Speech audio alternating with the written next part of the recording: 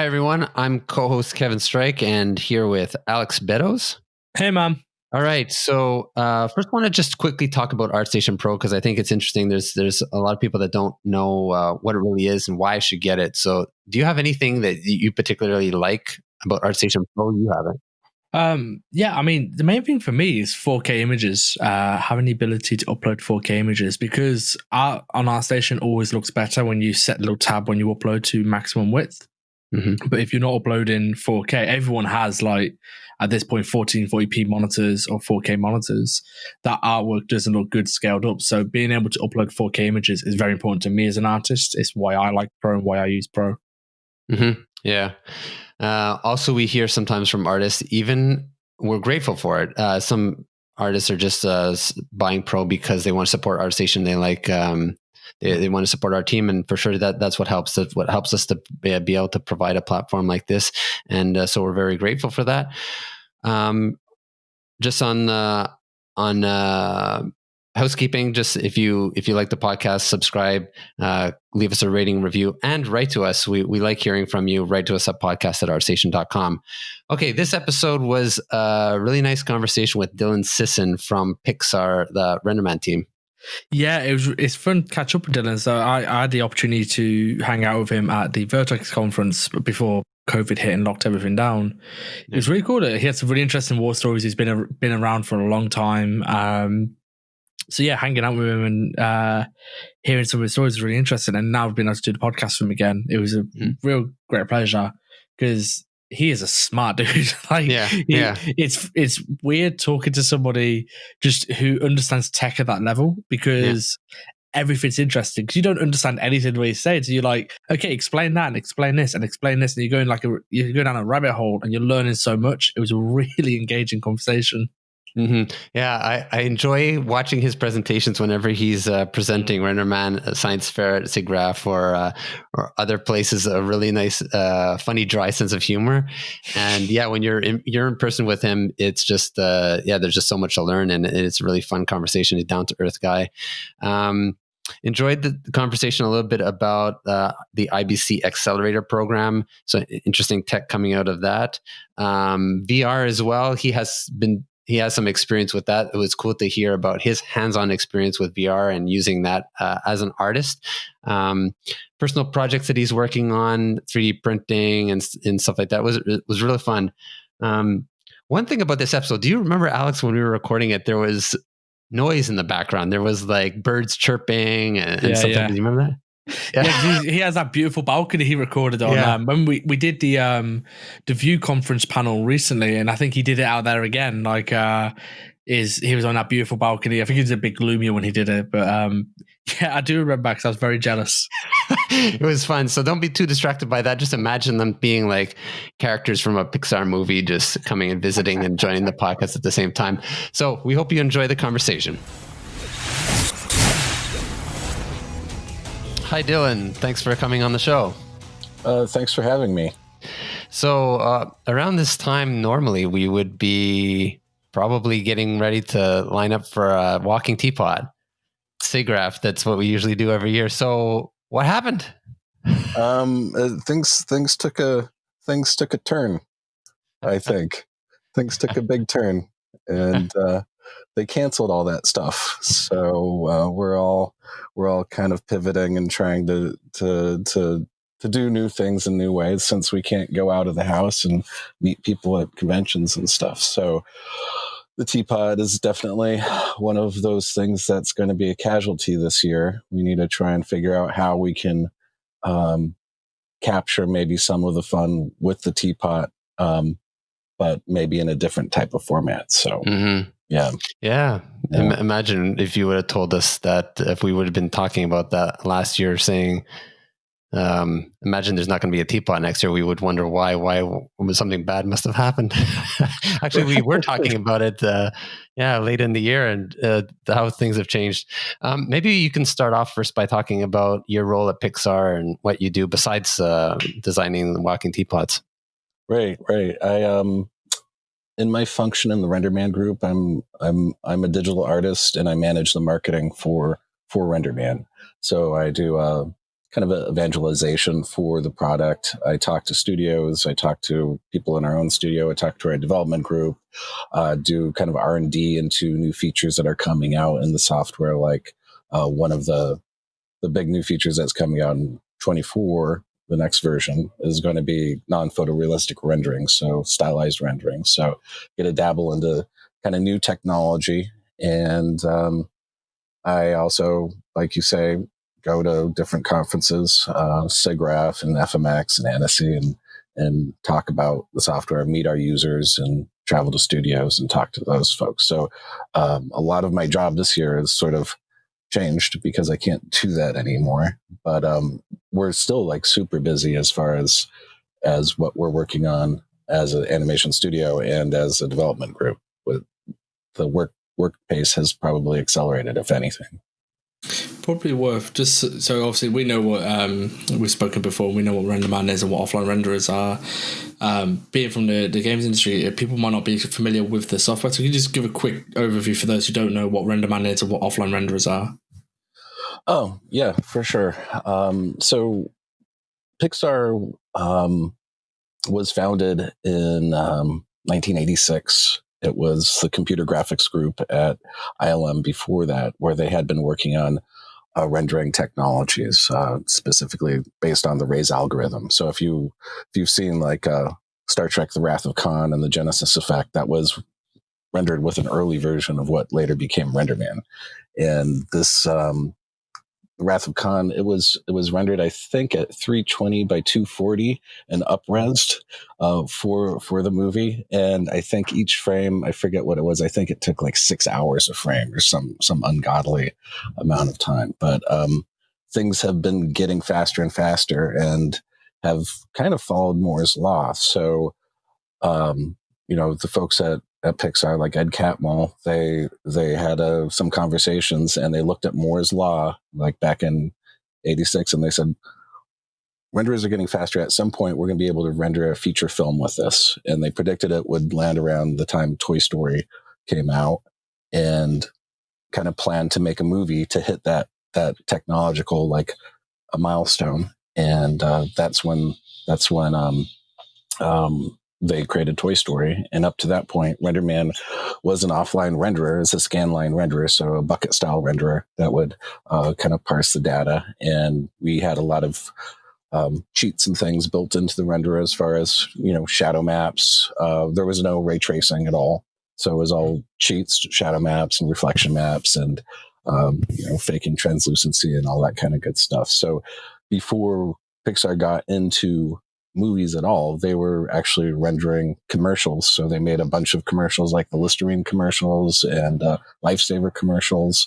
And I think it was over 70 commercials for television back in the day. And they won some awards for it. And over time, Renderman evolved from being just a scanline renderer, where we're just doing tricks all the time, to a renderer that was more of a hybrid, where we incorporated ray tracing into the shading language, into Renderman shading language. So when, a shader was being executed, it could trace rays into the scene, and we could do a lot of interesting things. And it was implemented in a Renderman-y way. So it wasn't something that we were trying to achieve ground truth or physical accuracy necessarily. We were trying to fulfill the artistic vision. So at Pixar, Renderman's always supported kind of the director's vision, I guess. And as it's evolved in the last 5 years in particular, we've switched over from being a hybrid renderer to being a pure modern path tracer. So pure physically based renderer. And it's fast and optimized now. So with that being said, you're moving into PBR, which is obviously more realistic. Now you've got the stylized renderer going. I remember we saw some of it at Vertex. And why was there that shift from, okay, we're doing this PBR stuff over the past 5 years, and now you got the stylized renderer? Was there a point where we okay, we need to develop this? Was it just a light bulb moment? How does a company such as Pixar decide to go this route? That's a good question. I think there was kind of a big transition from Renderman being a hybrid renderer, where we had control over every aspect of the image. So if there was a shadow that the director didn't like, could move that shadow's placement by moving a shadow map, or we had a lot of flexibility and could render a lot of detail that we couldn't do with a pure ray tracer. But we got to a point where the hardware allowed us to render as much as we wanted with this physically based rendering. So we've kind of moved into that direction from hybrid rendering to pure path tracer. And so that's one story. And if you look at the stylized rendering, back in the day, even with Iron Giant has a bunch of 2D animation in it. The Iron Giant himself is actually rendered in 3D and using a Renderman shader that kind of simulated hand-drawn look. So there's been and was quite successful and looks really great at the time. So I think there's been a lot of cases where stylized rendering has been used with Renderman over the years. I think there's been a trend in the last 4 years where people have kind of been maybe saturated with these physically based images, and they want to see something a little bit different. They want to, the audience has their eyes have been educated to the point where they want to go in a new direction. And so you see something like Spideyverse or something come out and has a great success, and people are really interested in like, well, what if we made it look like this or that? And I think that is one of the things that was driving the technology that we're trying to roll out now. And there's some features that we get pressure from the studio to implement. And then there's some features that we get pressure from the outside, because we do sell Renderman to other large studios and smaller studios, and they have much different requirements. So MPC on The Lion King has a different feature set that they need to nail, or ILM has a different feature set they need to nail for Star Wars than Pixar does for our movies. And so that means that the entire Renderman code base is going to be evolved and adapted to handle all that stuff. And NPR is just one of those aspects. So we do see that other studios are going in NPR directions as well. So that's why we kind of started incorporating the stylized rendering. And the stylized rendering itself is something that has been in development since before we switched over to this new modern RIS path tracer. So it was being developed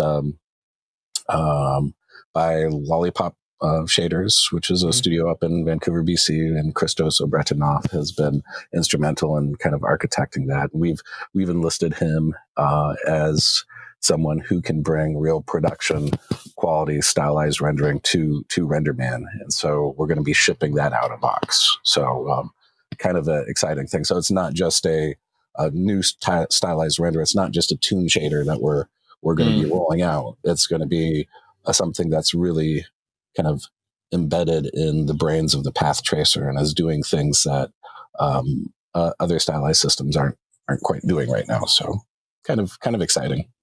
Yeah, because it's interesting you mentioned the fact that people's eyes are being they've been artistically educated to look at when we're in saturated with the PBR stuff. I know the first time for me when I saw this was with Close, the Netflix Christmas film. It's like a very traditional looking movie, but you could, as an artist in 3D, you could see the way that it was lit. You could see the 3D elements or the bits where they've used technology to like bring it along rather than just traditional art. Do you think it's been quite there's going to be even more of a shift towards that? Because the way I see it is like a lot with the stylized stuff you see at the moment, we kind of chase realism. You look at even recent Pixar movies, let's make hair look more realistic in this fantasy world. Frozen, let's make the costumes way more detailed, let's make the VFX way more detailed. For me, when Klaus, and I'm a big fan of all their movies, I grew up on them, but then when Klaus came along, it was such a drastic shift to this style. There's like, you kind of crave for more.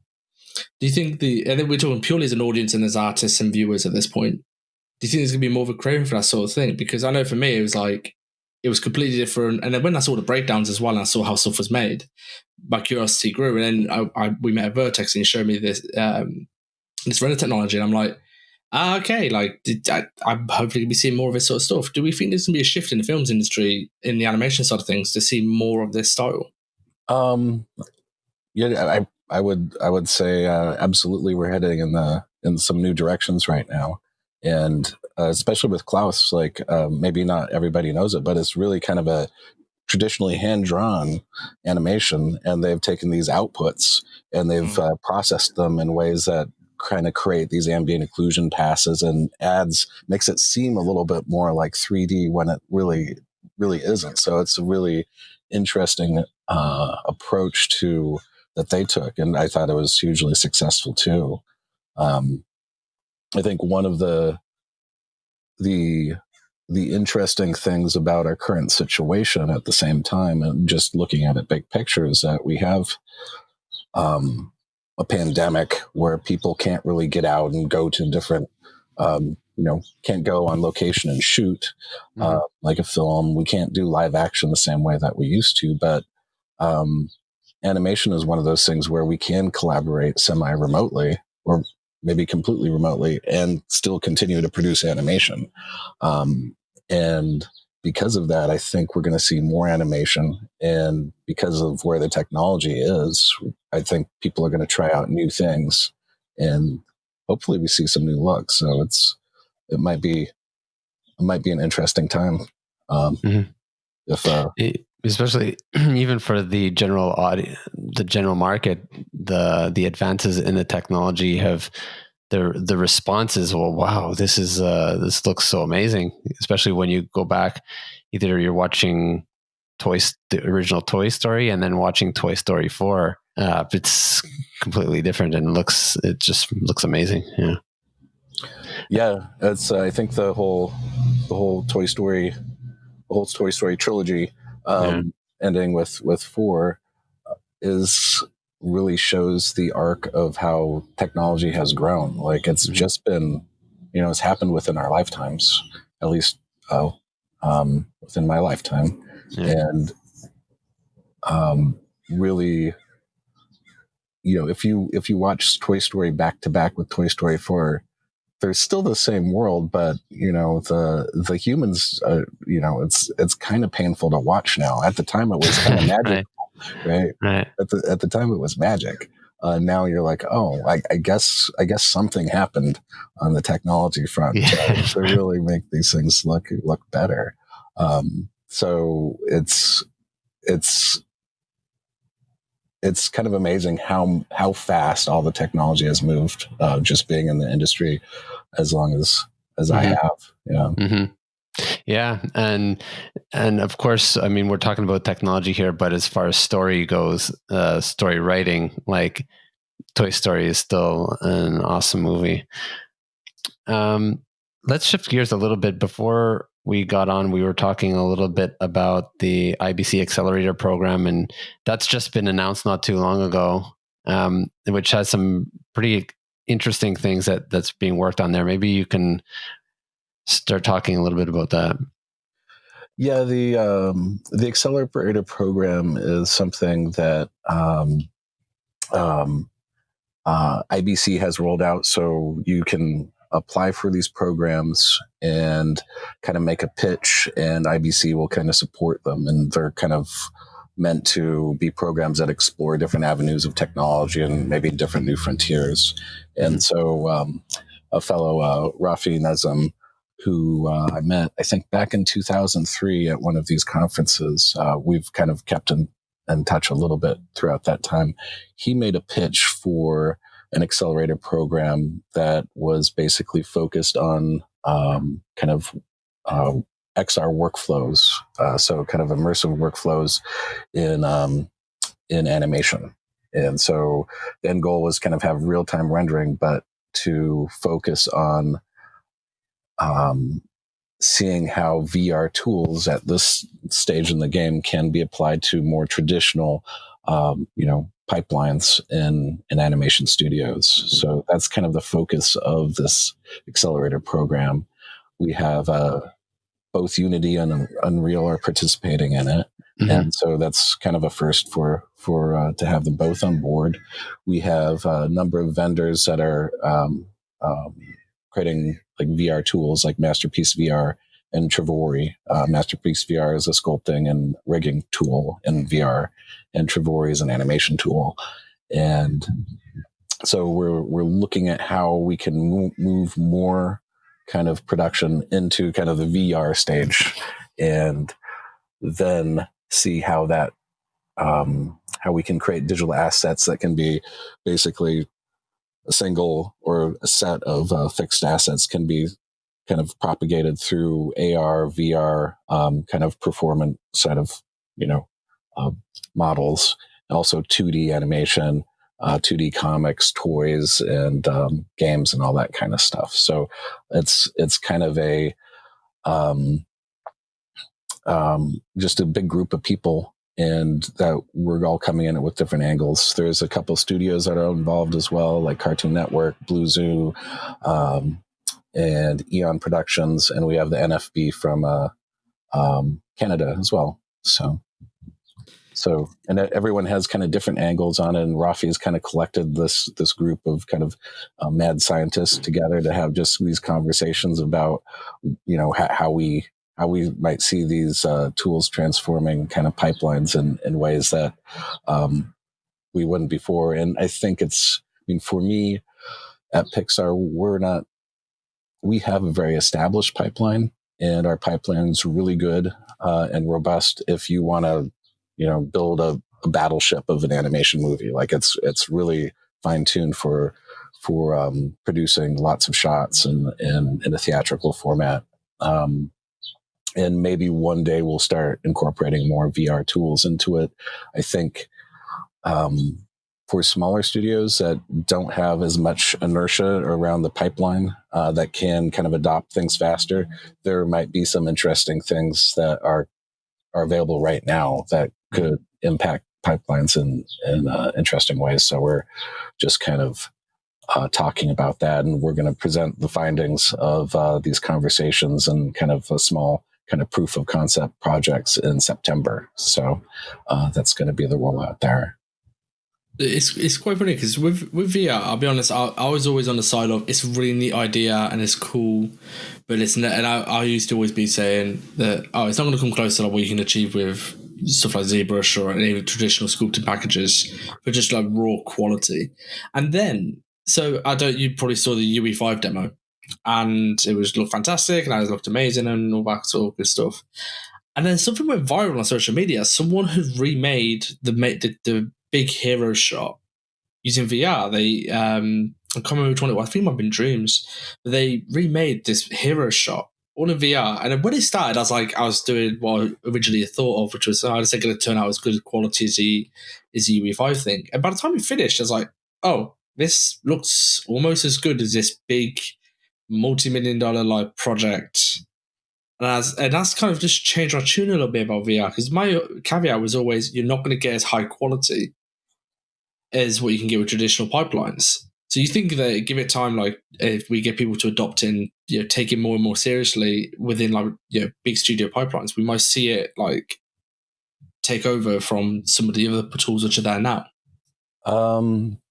Yeah, I think there's going to be definitely places where it's going to serve pipelines well. It depends on the pipeline and the production. But as far as what you're saying, like, I think there are people out there right now that are doing pre-visualization and concept art in VR, and they can get a lot further in a shorter amount of time than they could in using other methods. And even if those models aren't the final models, they can be dialed in really quickly. As far as myself, I was looking at VR back in 2017 just because there was a lot of buzz around it at the time, and I was like, well, I should figure out how is this interesting to me at all. And I got into doing some VR sculpting, and being able to sculpt in VR, I could do something like in half an hour that would take me 8 hours in ZBrush. And just the immediacy of being able to work super fast with basically my hands, like like I would in a studio or something, was kind of blew me away. So I think if you look at some of the applications right now, you could say, Eloi Champagne from the National Film Board of Canada, he was talking about how his interest is in, basically doing all the previs and setting up the camera angles and setting up, puppets and moving the puppets around and just seeing how these puppets that are virtual that match an actual stop motion set, even if there's no, instead of just practicing on the stop motion set, practice in VR, get all the cameras set up and situated, and then move to the stop motion set, because you can iterate faster and go through and find your mistakes and where your successes are. So as far as pre-visualization, there's a lot of potential right now to apply it to certain types of productions. And one of the exciting parts for me is just like, well, how much can we actually do in VR? Like, is it possible right now for, an indie person to just take the tools and say, I'm going to sculpt this thing, I'm going to rig it, and I'm going to animate it, and then I'm going to, render a 2D animation or a VR experience. And maybe you can do that in an afternoon. Just as far as kind of the Blasto theory of art, right? So you just make a bunch of art and and have fun with it. So just from that kind of perspective, for indie creators, I think it's an exciting time. I've seen myself artists picking up Medium, like 2D artists picking up and trying out Medium for the first time, and they seem to get it right away, and their mind is blown after using it. And is it that easy? Is it going to open up 3D for a lot of 2D artists in a easy way? Or I think that's a really good point. I think you're right.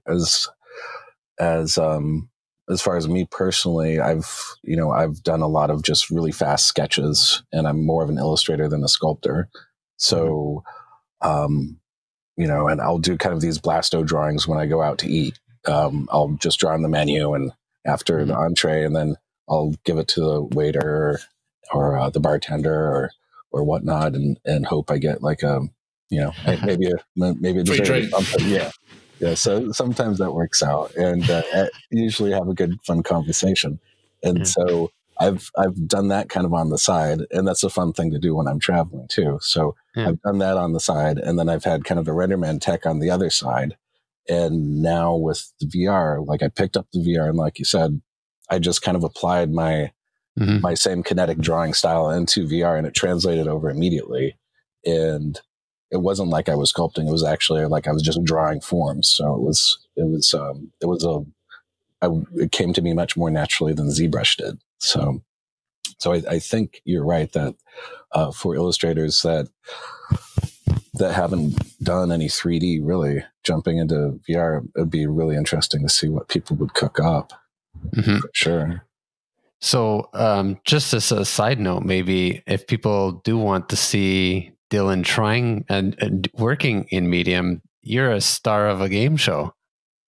Yeah, aren't you? Yeah, I did some of these VR battles. So Oculus Medium had, or at the time, now Adobe Medium, they would put on these VR battles where they'd invite participants to battle it out in front of an audience. So you put on your headsets in front of a crowd, and they'd give you a prompt, and you have 10 minutes to create a sculpture, and then the entire crowd would judge you afterwards. And so I did one of those, and then got invited to a regional final for the West Coast called the Road to Tokyo. And so we had, I guess, 8 sculptors all together, and we were all kind of battling it out head to head. And each round we'd battle a different sculptor, and it was filmed, and they filmed us beforehand, like, how are you feeling about this round, and kind of doing little backstories and stuff. So it was pretty wild. It was super goofy and also super stressful, because you only have 10 minutes to sculpt something, which is nothing, really. Yes. Alex and I were talking about that. We're so competitive that would be putting on so much pressure on us that we don't know how we perform. Yeah. Had to stay real chill to do it, well, myself. But like the other thing that I noticed during the competition was that because usually I just do the sculpting by myself, right? Yeah. And here I'm watching other people sculpt using the same prompts as I was using. They would get prompts. I'd think about what I would do, and each person had their own individual style, like completely different from other people. So we had one guy who was Momo, who was making these mech kind of droid guys and doing a lot of mashup types of structures, and it was really cool looking stuff. And there were other people that had totally different approaches. My approach was much more kind of organic, and I would just use like like a move tool the entire time, and some other people would use completely different tools. And it struck me that there's no defined way to approach this. Like people just take it and they can bring whatever they want to it. So that was really fascinating. You know what it gave me vibes of? I remember watching it and I was thinking, and I couldn't get it out of my head, it was Bob Ross vibes. When you watch the Bob Ross paintings and you're like the whole time through, like, what are you making? This, and then just one brushstroke and it's like, that makes sense. And I remember your one we had the two dragons, and then the whole time it's like, oh, this is kind of odd. And then the spilled pot of ink, the ink pot, and I was like, okay, that all comes together. And the whole time I was thinking, this is literally Bob Ross. This is the exact mindset I had when I watched that. It's like the whole time I'm like, what are you making? And then 2 or 3 brushstrokes at the end, and then suddenly the whole thing came together. And it's really entertaining. I'd like to see more of his stuff, hopefully, because I could watch a Bob Ross on Netflix for days. Like, that's his background, and I could just enjoy that. And I got a similar vibe from this, and it's quite I don't really know how to describe it, but like relaxing to watch. I mean, I know it wasn't relaxing for you. You're there 10 minutes, dance monkey with 10 minutes to do what you can. It was very relaxing to watch, just seeing these images come together in real time. Huh. I hadn't thought about Bob Ross in that context, but that's kind of awesome. Yeah, I watched Bob Ross all the time when I was younger, so that's nice to hear that they had that same. He's amazing though. Yeah, he's he would always like do this big kind of like landscape, and then he'd be like, and let's put a tree right in the middle. It's always awesome. Yeah, he painted a beautiful gradient of color, and you're like, oh, this looks really amazing. And then it puts this big line of black across the bottom. You're like, oh, he's ruined it. And then he puts the trees in, like, oh, actually, yeah, okay, now this looks really cool. Yeah. You never got flustered. Are you seeing some examples in studios? Great examples in studios, or have you heard of great examples of using it for helping with their workflow? As far as games go, I've heard that the fellow I was talking about, Momo, he was actually doing that sort of thing for his job. So he was doing kind of this concept art at his work, and had some direct applications right there. It's something that we've looked at a little bit at Pixar as far as, how can you set up cameras and looking through a virtual camera, that sort of thing. But we haven't fully embraced it in a final production yet. But I think it's a matter of time until we start, and still becomes pretty normal to see that type of creation. If somebody wants to get introduced and start it for the first time, from what I understand, it's pretty easy to get a setup going. Yeah, it's super easy. You just need for using some of these sculpting programs, you really want to have a PC and a headset. So you want a PC to be driving it. But there's tools like Quill and Tilt Brush that draw kind of more ribbons, and for some types of artists, they're attracted to that. Those can be exported into other things. As far as my interest, I was drawn to kind of the voxel-based sculpting program. So like Masterpiece VR is a voxel-based sculpting program. I've tried that out. It's a great one.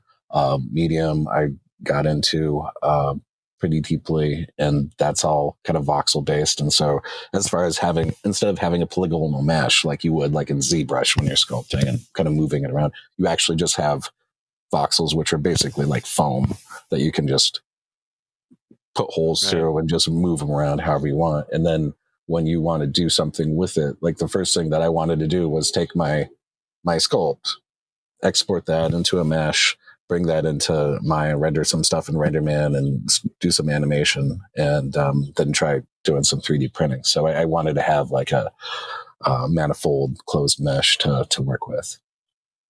But there's lots of options to get started. It's depending on what people want to do. The people have done some great stuff with Quill and Tilt Brush, and it's been quite funny, to be honest, because it's like I've seen it mostly picked up from the 2D concept art community. I mean, I know before I even joined ArtStation, Collie Wirtz did a learning course on it. He showed how he used a VR package to give him a basis and did an overpaint and finished off his concept.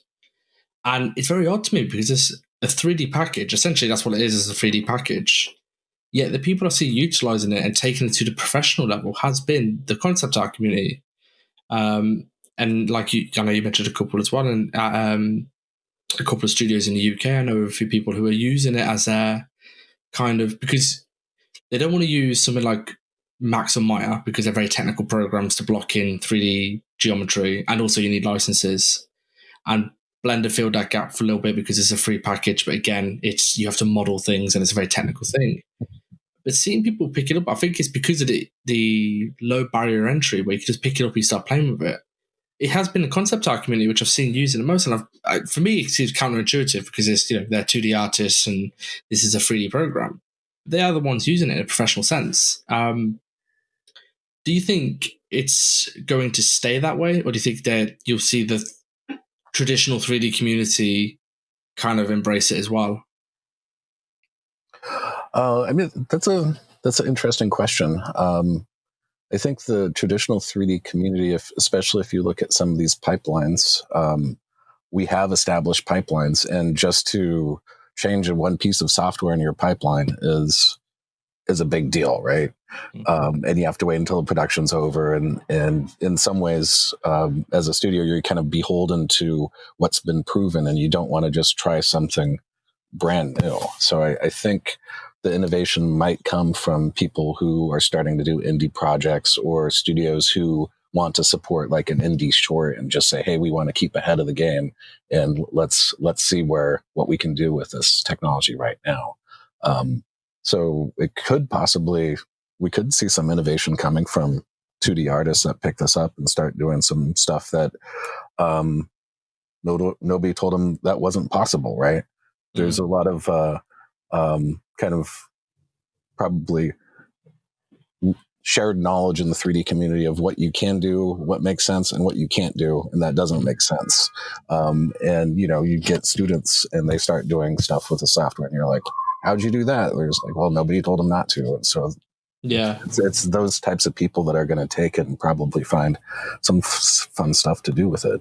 Have you? So you mentioned 3D printed. It's actually funny because I forgot about this guy in New Zealand, where he has he's VR sculpted these little characters. Like Warhammer and Game Workshop, the little figurines.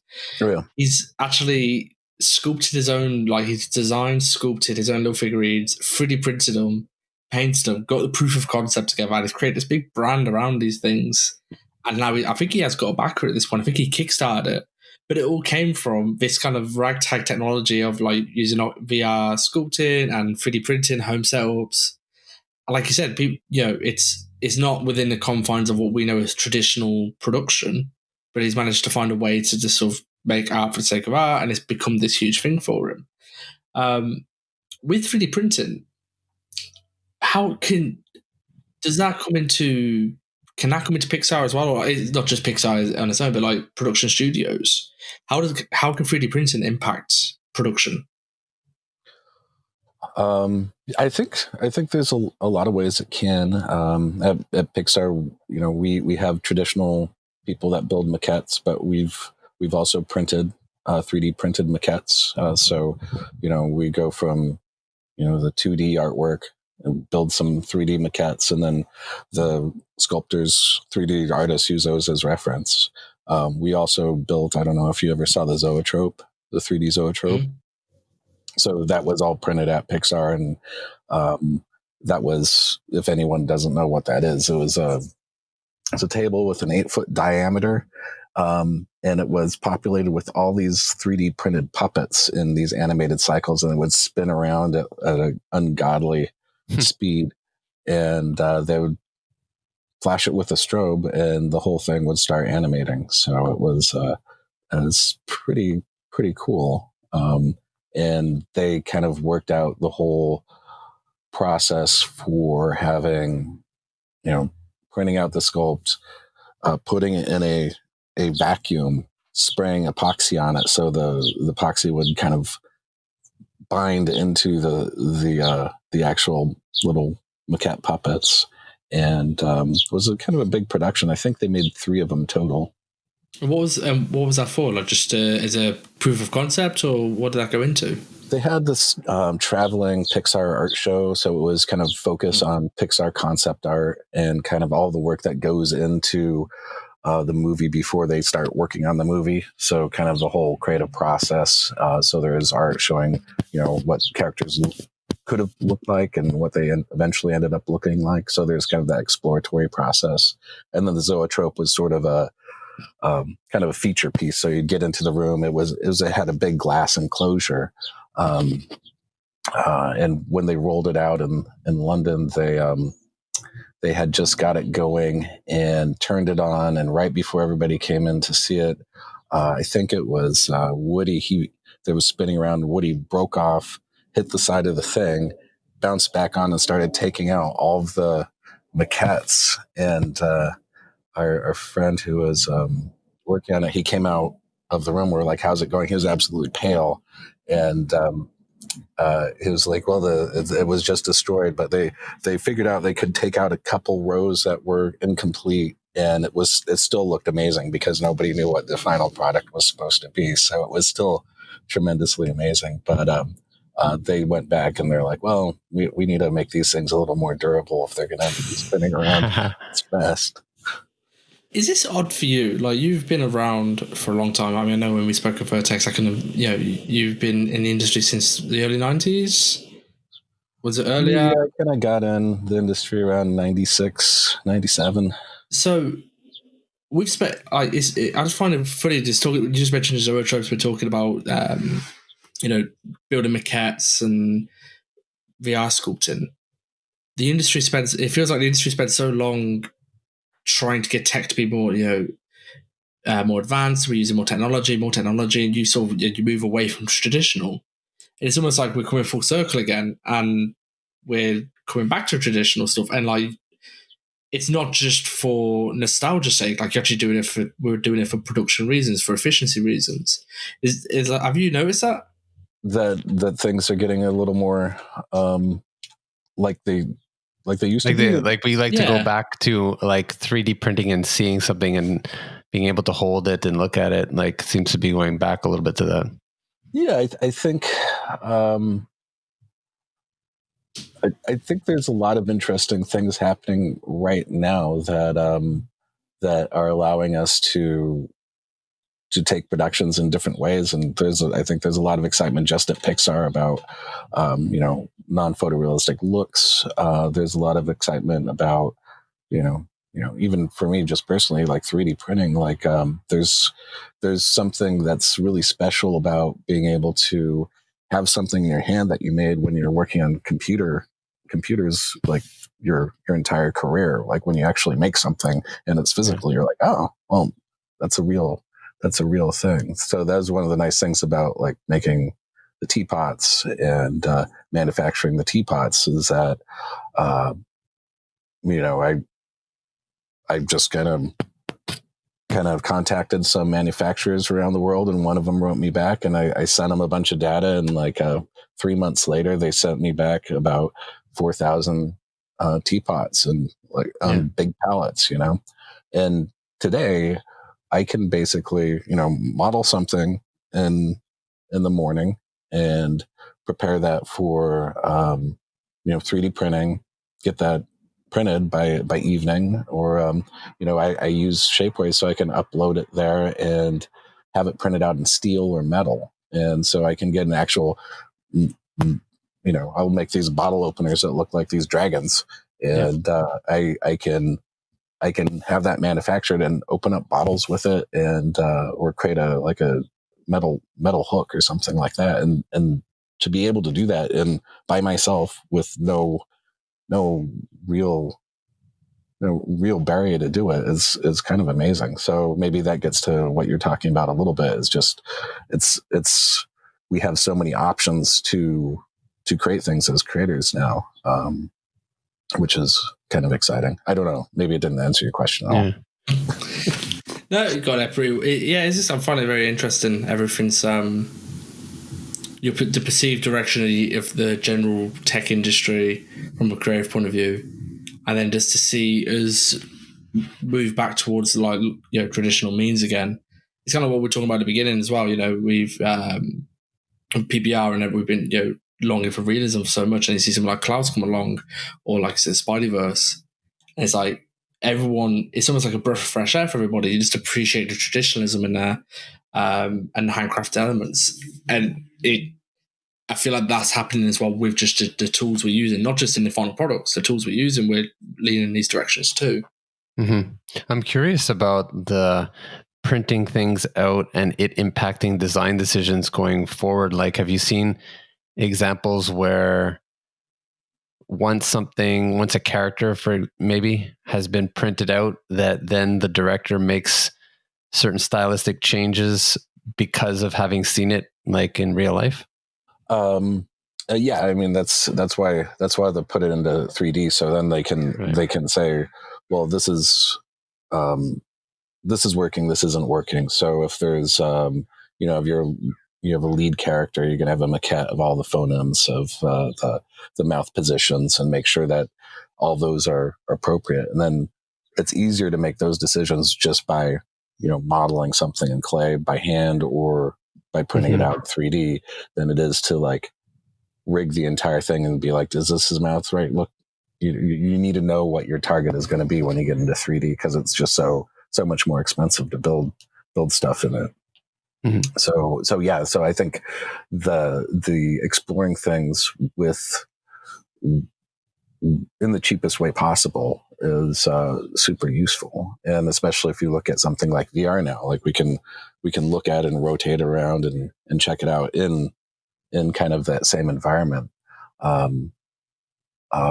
That makes it easy to iterate as well, and then you can go to another step. So one of the things I think we're seeing in the industry is just this trend to what we call in Renderman time to first decision. Like, we're putting a lot of effort into Renderman to make it interactive rendering. So you don't have to cache anything or bake anything. You get all your calculations going on at one time. You get updates like every, it's not real time, but it's interactive time. So you can make decisions quickly.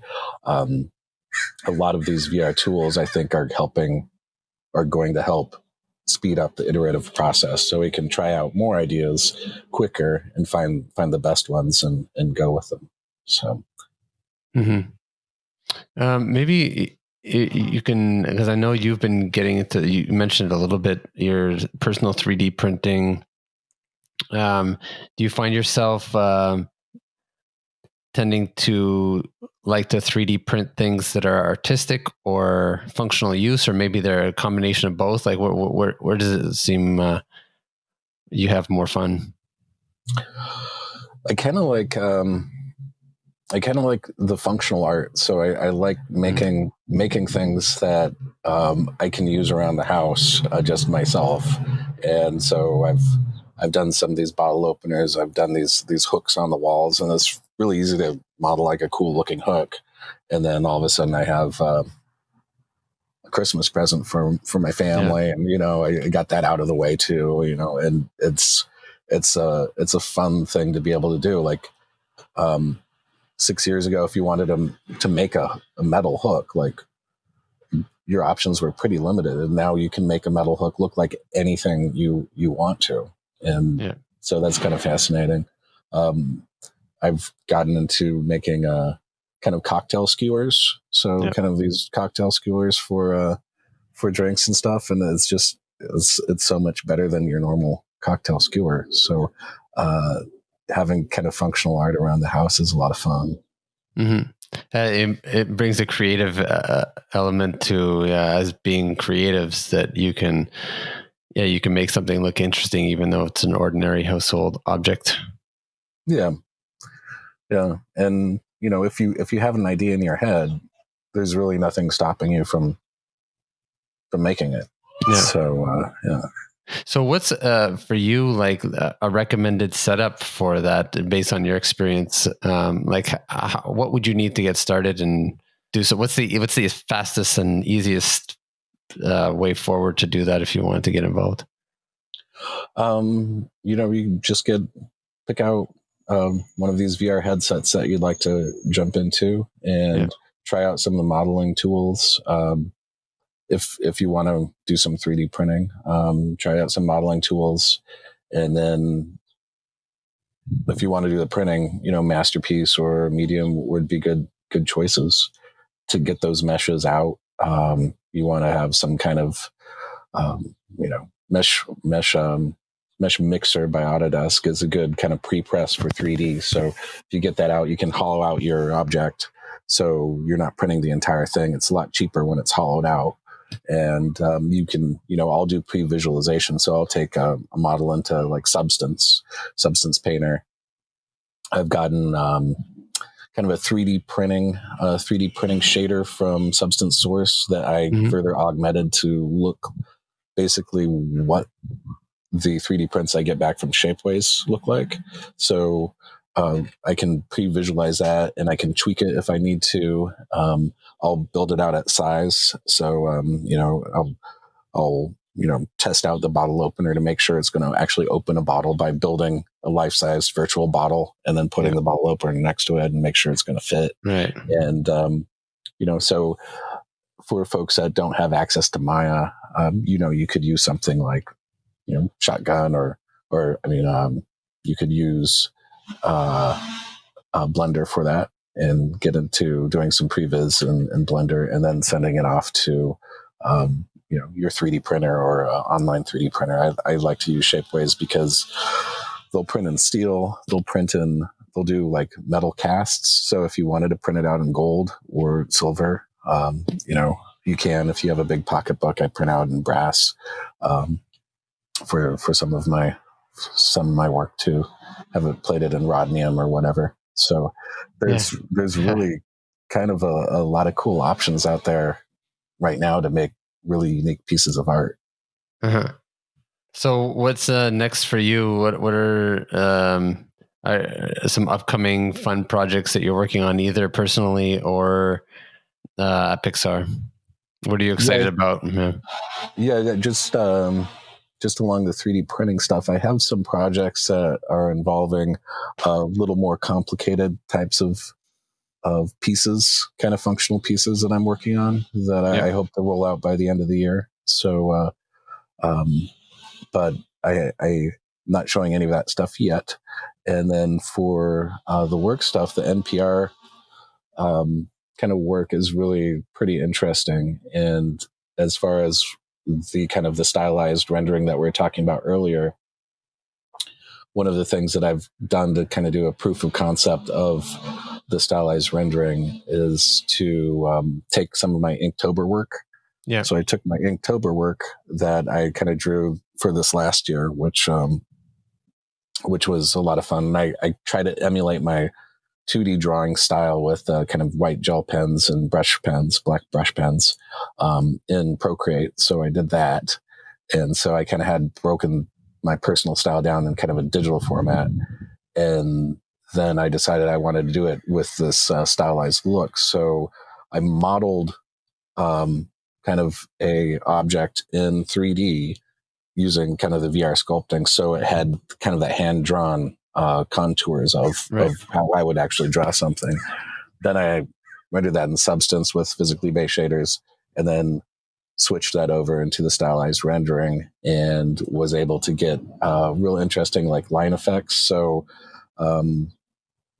like one of the things, if you're illustrating, if you want to put a heavy line on the bottom of something, that can indicate a shadow, a thinner line where the light's hitting it, or maybe the line disappears. So being able to vary that the line thickness by lighting or Y normal or something was something that I was able to do, and worked with kind of development to implement different features to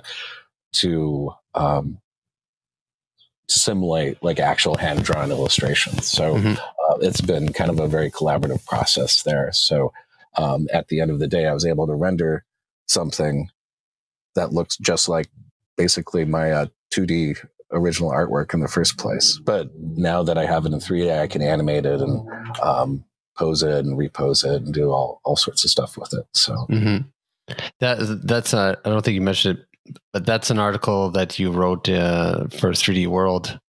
Yeah, right. In 3D World, I did a little breakdown of that whole workflow and process. Yeah, it's pretty cool. Everybody should go check out Dylan's that article, but also your Inktober work from last year it's on ArtStation, and you have it in other places as well. That's pretty cool.